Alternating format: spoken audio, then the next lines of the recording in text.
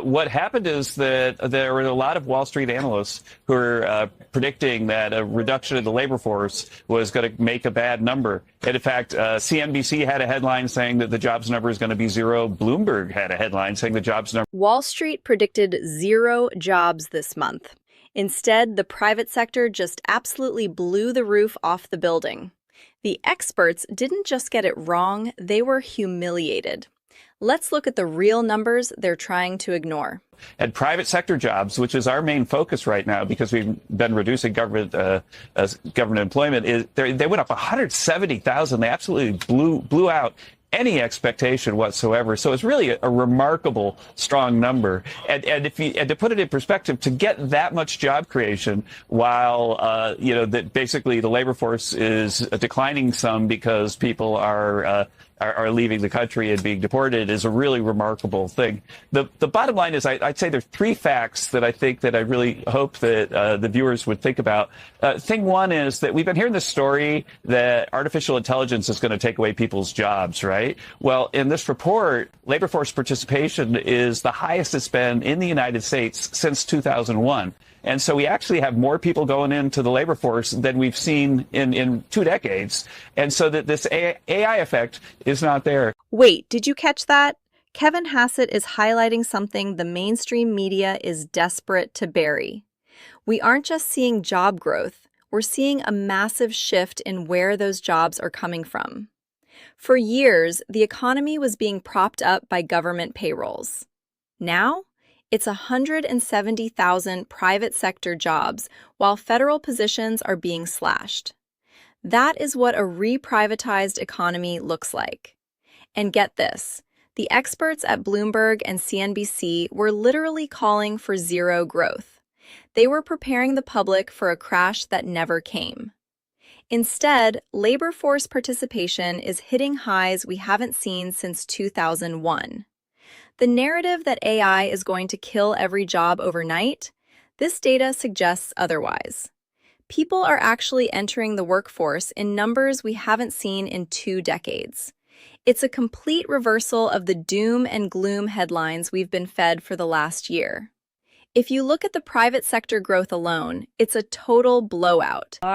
Jobs report. I mean, there's really nothing in this not to like. You're seeing a lot of sectors that had been softer, like manufacturing, for example, looking better. You're seeing numbers that really nobody expected. And, that's one of the things actually that I find quite interesting about this report.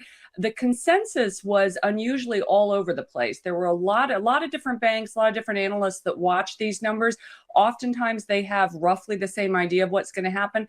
That was not true this time. And I think it speaks to the fact that we are in a very unusual moment. So I guess my one caveat, I'll give you 2 caveats to the very good news in this report, is that I would want to see another one, maybe a third. Look at the tone shift here.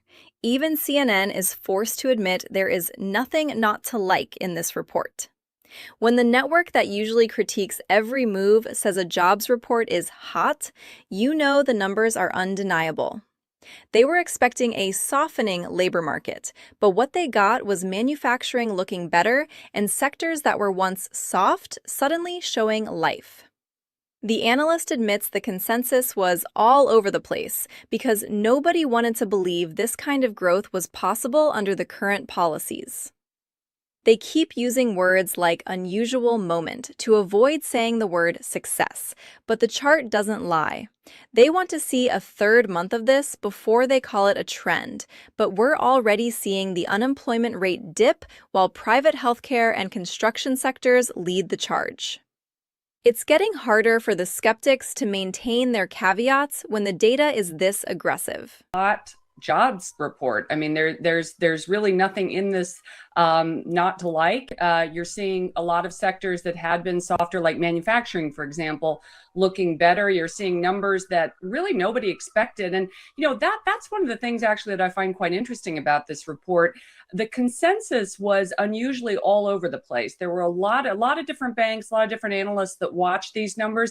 Oftentimes they have roughly the same idea of what's going to happen. That was not true this time. And I think it speaks to the fact that we are in a very unusual moment. So I guess my one caveat, well, I'll give you two caveats to the very good news in this report, is that I would want to see another one, maybe a third. This is the one that really hits home for most families, the housing market. We went from mortgage rates flirting with 8%, which basically killed the American dream for a generation, to seeing a 5 handle recently. That shift from 8% to 5% is the difference between being a lifelong renter and finally owning a piece of the pie. The momentum is clearly shifting. While some sectors are still feeling the squeeze of past inflation, the housing sector is finally starting to breathe. They're calling these slam dunk economic numbers, and it's easy to see why. The goal here is clearly to get back to an economy where the private sector drives the value, and seeing mortgage rates drop while jobs are added is a rare Goldilocks scenario that most analysts said was impossible a year ago. The dream is coming back into reach, and that's a victory for everyone. The numbers don't lie, but the experts do. Tell me in the comments, is the economy finally working for you? See you in the next one.